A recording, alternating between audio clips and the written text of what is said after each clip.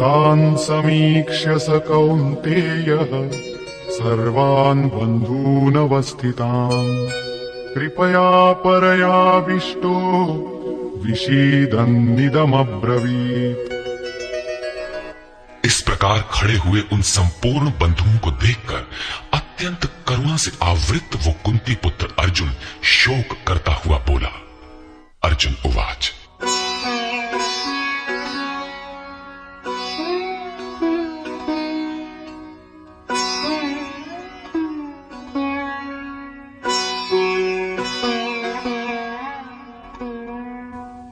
दृष्ट्वेमं स्वजनं कृष्ण युयुत्सुं समुपस्थितम् सीदन्ति मम गात्राणि मुखं च परिशुष्यति वेपथुश्च शरीरे मे रोमहर्षश्च जायते।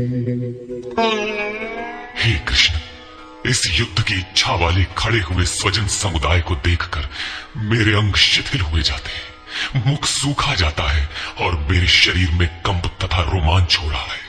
इतना ही नहीं,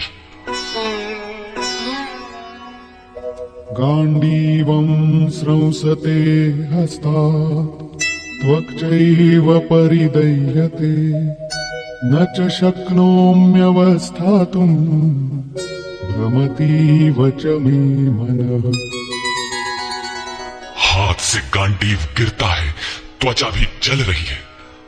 अर्जुन को ज्वर सा हो आया, संतप्त हो उठा कि ये कैसा युद्ध है जिसमें स्वजन ही खड़े हैं। अर्जुन को भ्रम हो गया। वो कहता है, अब मैं खड़ा रह पाने में भी अपने को असमर्थ पा रहा हूं, अब आगे देखने की सामर्थ्य नहीं है। निमित्तानि च पश्यामि विपरीतानि केशव न च श्रेयोनुपश्यामि हत्वा स्वजनमाहवे। हे केशव, इस युद्ध का लक्षण भी विपरीत ही देखता हूं। युद्ध में अपने कुल को मारकर परम कल्याण भी नहीं देखता हूं। कुल को मारने से कल्याण कैसे होगा? न कांक्षे विजयं कृष्ण न च राज्यं सुखानि च किन्नो राज्येन गोविन्द किं भोगैर्जीवितेन वा। संपूर्ण परिवार युद्ध के मुहाने पर है। इन्हें युद्ध में मारकर विजय, विजय से मिलने वाला राज्य और राज्य से मिलने वाला सुख अर्जुन को नहीं चाहिए। वो कहता है, हे श्री कृष्ण, मैं विजय नहीं चाहता, राज्य तथा सुख भी नहीं चाहता। हे गोविंद, हमें राज्य या भोग अथवा जीवन से भी क्या प्रयोजन है? क्यों? येषामर्थे कांक्षितं नो राज्यं भोगाः सुखानि च तैमेव स्थिता युद्धे प्राणान् त्यक्त्वा धनानि च। हमें जिनके लिए राज्य, भोग और सुखाधिक इच्छित हैं, वे ही परिवार जीवन की आशा त्याग कर युद्ध के मैदान में खड़े। हमें राज्य इच्छित था तो परिवार को लेकर, भोग, सुख और धन की पिपासा थी तो स्वजन और परिवार के साथ उन्हें भोगने की थी। किंतु जब सब के सब प्राणों की आशा त्याग कर खड़े हैं तो मुझे सुख, राज्य या भोग नहीं चाहिए। ये सब इन्हीं के लिए प्रिय थे। इनसे अलग होने पर हमें इनकी आवश्यकता नहीं है। जब तक परिवार रहेगा तब तक ये वासनाएं भी रहती हैं। झोपड़ी में रहने वाला भी अपने परिवार, मित्र और स्वजन को मारकर विश्व का साम्राज्य स्वीकार नहीं करेगा। अर्जुन यही कहता है कि हमें भोग प्रिय थे, विजय प्रिय थी, किंतु जिनके लिए थी, जब वे ही नहीं रहेंगे तो भोगों से क्या प्रयोजन? इस युद्ध में मारना किसे है? आचार्याः पितरः पुत्राः तथैव च पितामहाः मातुलाः श्वशुराः पौत्राः शालाः संबन्धिनस्तथा। इस युद्ध में ताऊ, चाचे, लड़के और इसी प्रकार दादा, मामा, श्वसुर, पोते, साले तथा समस्त संबंधी ही हैं।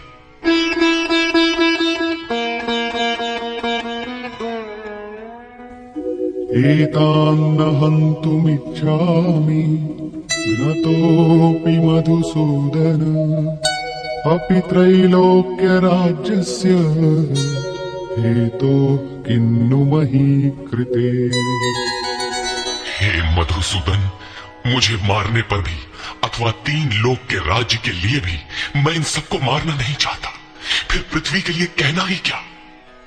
18 अक्षौहिणी सेना में अर्जुन को अपना परिवार ही दिखाई पड़ा। इतने अधिक स्वजन वास्तव में क्या है? वस्तुतः अनुराग ही अर्जुन है। भजन के आरंभ में प्रत्येक अनुरागी के समक्ष यही समस्या रही है। सभी चाहते हैं कि हम भजन करें, उस परम सत्य को पालें, किंतु किसी अनुभवी सद्गुरु के संरक्षण में कोई अनुरागी जब क्षेत्रज्ञ के संघर्ष को समझता है कि हमें किन से लड़ना है, तो वो हताश हो जाता है। वो चाहता है कि हमारे पिता का परिवार, ससुराल का परिवार, मामा का परिवार, सुहृद, मित्र और गुरुजन साथ रहे, सभी सुखी रहें और इन सब की व्यवस्था करते हुए हम परमात्म स्वरूप की प्राप्ति भी कर लें। किंतु जब वो समझता है कि आराधना में अग्रसर होने के लिए परिवार छोड़ना होगा, इन संबंधों का मोह समाप्त करना होगा, तो वो अधीर हो उठता है। पूज्य महाराज जी कहा करते थे, मरना और साधु होना बराबर है। साधु के लिए सृष्टि में दूसरा कोई जीवित है भी, किंतु घर वालों के नाम पर कोई नहीं है। यदि कोई है तो लगाव है। मोह समाप्त कहां हुआ? जहां तक लगाव है उसका पूर्ण त्याग, उस लगाव के अस्तित्व मिटने पर ही उसकी विजय है। इन संबंधों का प्रसार ही तो जगत है, अन्यथा जगत में हमारा क्या है? तुलसीदास कहे चिद विलास जग बूझत बूझत बूझे। मन का प्रसार ही जगत है। योगेश्वर कृष्ण ने भी मन के प्रसार को ही जगत कहकर संबोधित किया। जिसने इसके प्रभाव को रोक लिया, उसने चराचर जगत ही जीत लिया। इहैव तैर्जितः सर्गो येषां साम्ये स्थितम मनः। केवल अर्जुन अधीर था, ऐसी बात नहीं है। अनुराग सबके हृदय में है। प्रत्येक अनुरागी अधीर होता है, उसे संबंधी याद आने लगते हैं। पहले वो सोचता था कि भजन से कुछ लाभ होगा तो ये सब सुखी होंगे, इनके साथ रहकर उसे भोगेंगे। जब ये साथ ही नहीं रहे तो सुख लेकर क्या करेंगे? अर्जुन की दृष्टि राज्य सुख तक ही सीमित थी। वो त्रिलोकी के साम्राज्य को ही सुख की पराकाष्ठा समझता था। इसके आगे भी कोई सत्य है, इसकी जानकारी अर्जुन को अभी नहीं है। निहत्य धार्तराष्ट्रान्नः का प्रीति स्याज्जनार्दन पापमेवाश्रयेदस्मान् अत्वैतानाततायिनः। हे जनार्दन, धृतराष्ट्र के पुत्रों को मारकर भी हमें क्या प्रसन्नता होगी? जहां धृतराष्ट्र अर्थात धृष्टता का राष्ट्र है, उससे उत्पन्न मोह रूपी दुर्योधन इत्यादि को मारकर भी हमें क्या प्रसन्नता होगी? इन आतताइयों को मारकर हमें पाप ही तो लगेगा। जो जीवन यापन के तुच्छ लाभ के लिए अनीति अपनाता है वो आतताई कहलाता है। किंतु वस्तुतः इससे भी बड़ा आतताई वो है जो आत्मा के पथ में अवरोध उत्पन्न करता है। आत्मदर्शन में बाधक काम, क्रोध, लोभ, मोह आदि का समूह ही आतताई है। तस्मान्नार्हा वयं हन्तुं धार्तराष्ट्रान् स्वबान्धवान् स्वजनं हि कथं हत्वा सुखिनः स्याम माधव। इससे हे माधव, अपने बांधव धृतराष्ट्र के पुत्रों को मारने के लिए हम योग्य नहीं हैं। स्वबांधव कैसे? वे तो शत्रु थे ना। वस्तुतः शरीर के रिश्ते अज्ञान से उत्पन्न होते हैं। ये मामा है, ससुराल है, स्वजन समुदाय है, ये सब अज्ञान ही तो है। जब शरीर ही नश्वर है तब इसके रिश्ते ही कहां रहेंगे? मोह है तभी तक सुहृद हैं, हमारा परिवार है, हमारी दुनिया है, मोह नहीं तो कुछ भी नहीं। इसीलिए वे शत्रु भी अर्जुन को स्वजन दिखाई पड़े। वो कहता है कि अपने कुटुंब को मारकर हम कैसे सुखी होंगे। यदि अज्ञान और मोह न रहे तो कुटुंब का अस्तित्व न हो। यह अज्ञान ज्ञान का प्रेरक भी है।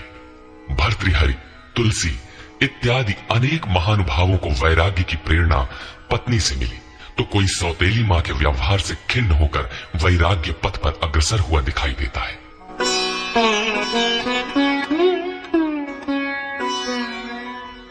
यद्यप्येतेन पश्यन्ति लोभोपहत चेतसः कुलक्षयकृतं दोषं मित्रद्रोहे च पातकम्। यद्यपि लोभ से भ्रष्टचित्त हुए ये लोग कुल नाश के दोष और मित्र द्रोह के पाप को नहीं देखते, ये उनकी कमी है। फिर भी कथं न ज्ञेयमस्माभिः पापादस्मान् निवर्तितुम् कुलक्षयकृतं दोषं प्रपश्यद्भिर्जनार्दन। हे जनार्दन, कुल नाश से होने वाले दोषों को जानने वाले हम लोगों को इस पाप से हटने के लिए क्यों नहीं विचार करना चाहिए। मैं ही पाप करता हूं ऐसी बात नहीं, आप भी भूल करने जा रहे हैं। कृष्ण पर भी आरोप लगाया। अभी वो समझ में अपने को कृष्ण से कम नहीं मानता। प्रत्येक नया साधक सद्गुरु की शरण जाने पर इसी प्रकार तर्क करता है और अपने को जानकारी में कम नहीं समझता।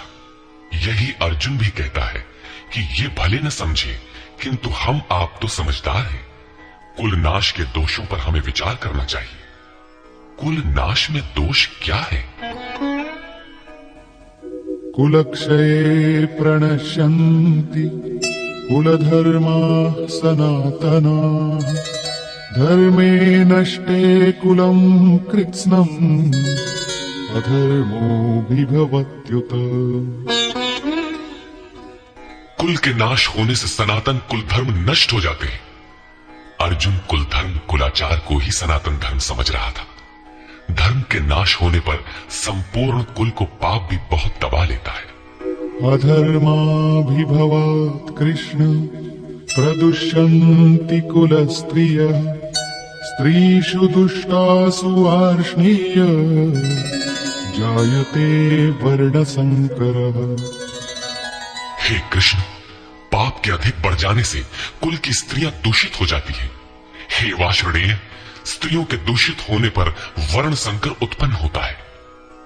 अर्जुन की मान्यता थी कि कुल की स्त्रियों के दूषित होने से वर्ण संकर होता है, किंतु श्री कृष्ण ने इसका खंडन करते हुए आगे बताया कि मैं अथवा स्वरूप में स्थित महापुरुष यदि आराधना क्रम में भ्रम उत्पन्न कर दे तब वर्ण संकर होता है। वर्ण संकर के दोषों पर अर्जुन प्रकाश डालता है।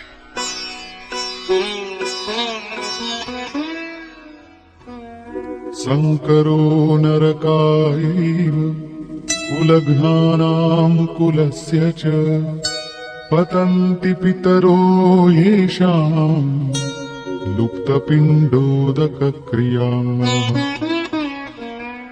वर्ण संकर कुल घातियों और कुल को नरक में ले जाने के लिए ही होता है। लुप्त हुई पिंड क्रिया वाले इनके पितर लोग भी गिर जाते हैं।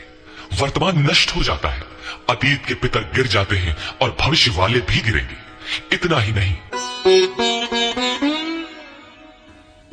दोषैरेतैः कुलघ्नानां वर्णसंकरकारकैः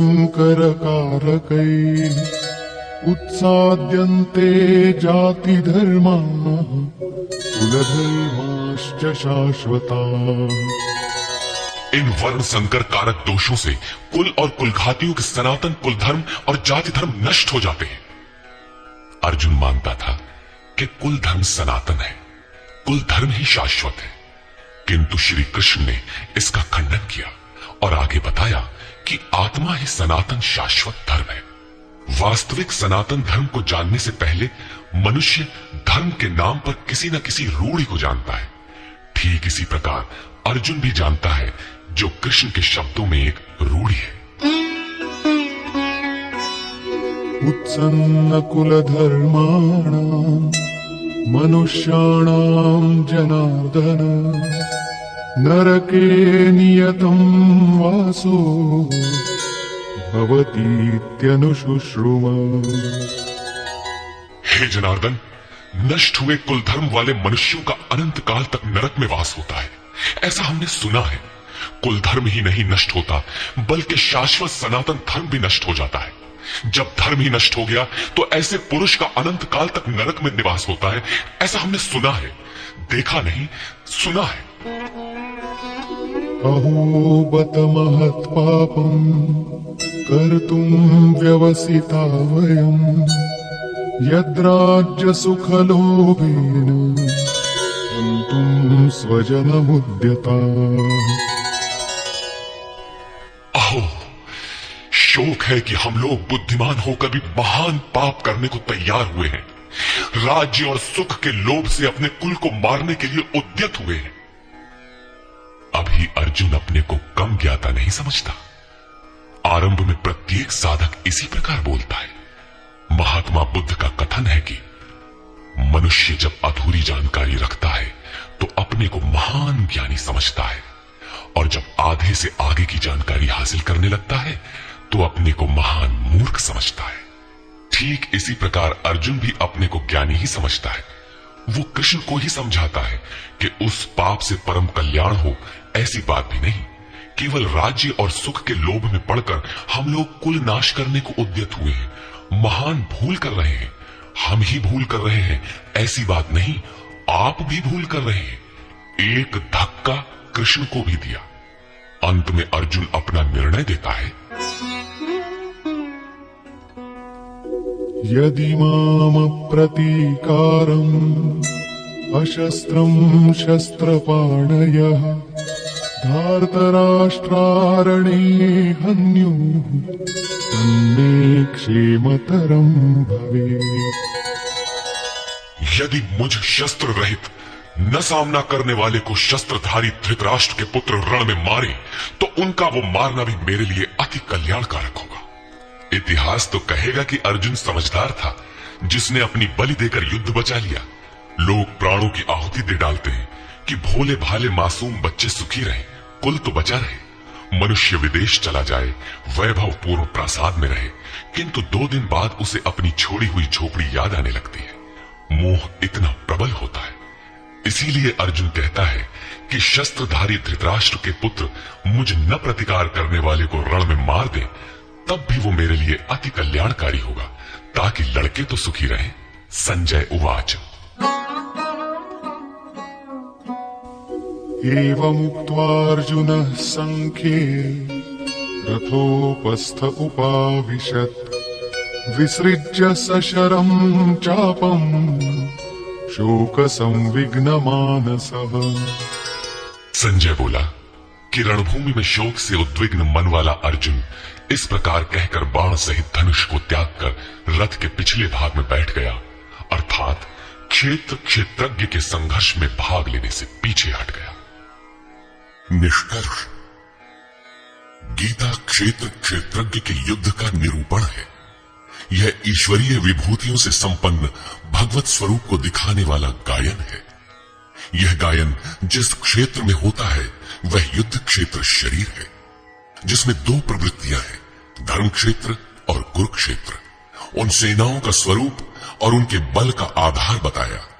शंख ध्वनि से उनके पराक्रम की जानकारी मिली। तदनंतर जिस सेना से लड़ना है उसका निरीक्षण हुआ, जिसकी गणना 18 अक्षौहिणी अर्थात लगभग 6.5 अरब कही जाती है, किंतु वस्तुतः वे अनंत हैं। प्रकृति के दृष्टिकोण 2 हैं, एक इष्टोन्मुखी प्रवृत्ति दैवी संपद, दूसरी बहिर्मुखी प्रवृत्ति आसुरी संपद। दोनों प्रकृति ही है। एक इष्ट की ओर उन्मुख करती है, परम धर्म परमात्मा की ओर ले जाती है, और दूसरी प्रकृति में विश्वास दिलाती है। पहले दैवी संपद को साध कर आसुरी संपद का अंत किया जाता है, फिर शाश्वत सनातन परब्रह्म के दिग्दर्शन और उसमें स्थिति के साथ दैवी संपद की आवश्यकता शेष हो जाती है। युद्ध का परिणाम निकल आता है। अर्जुन को सैन्य निरीक्षण में अपना परिवार ही दिखाई पड़ता है, जिसे मारना है। जहां तक संबंध है उतना ही जगत है। अनुराग के प्रथम चरण में पारिवारिक मोह बाधक बनता है।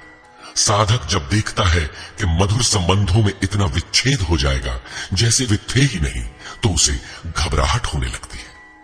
स्वजना शक्ति को मारने में उसे अकल्याण दिखाई देने लगता है। वह प्रचलित रूढ़ियों में अपना बचाव ढूंढने लगता है, जैसा अर्जुन ने किया। उसने कहा, कुल धर्म ही सनातन धर्म है। इस युद्ध से सनातन धर्म नष्ट हो जाएगा, कुल की स्त्रियां दूषित होंगी, वर्ण संकर पैदा होगा, जो कुल और कुलघातियों को अनंत काल तक नरक में ले जाने के लिए ही होता है। अर्जुन अपनी समझ से सनातन धर्म की रक्षा के लिए विकल है। उसने श्री कृष्ण से अनुरोध किया कि हम लोग समझदार होकर भी ये महान पाप क्यों करें, अर्थात श्री कृष्ण भी पाप करने जा रहे हैं। अंततोगत्वा पाप से बचने के लिए मैं युद्ध नहीं करूंगा, ऐसा कहता हुआ हताश अर्जुन रथ के पिछले भाग में बैठ गया। क्षेत्रज्ञ के संघर्ष से पीछे हट गया। टीकाकारों ने इस अध्याय को अर्जुन विषाद योग कहा है। अर्जुन अनुराग का प्रतीक है। सनातन धर्म के लिए विकल होने वाले अनुरागी का विषाद योग का कारण बनता है। यही विषाद मन को हुआ था। हृदय बहुत दुख लाग, जन्म गयो हरि भगति बिनु। संशय में पड़कर ही मनुष्य विषाद करता है। उसे संदेह था कि वर्ण संकर पैदा होगा जो नरक में ले जाएगा। सनातन धर्म के नष्ट होने का भी उसे विषाद था। अतः संशय विषाद योग का सामान्य नामकरण इस अध्याय के लिए उपयुक्त है। अतः ओम तत्सदिति श्रीमद् भगवद गीता सूपनिषत्सु ब्रह्म विद्यायाम योग शास्त्रे श्री कृष्ण अर्जुन संवादे संशय विषाद योगो नाम प्रथमोऽध्यायः। इस प्रकार स्वामी अड़गड़ानंद कृत श्रीमद् भगवद गीता के भाष्य यथार्थ गीता का प्रथम अध्याय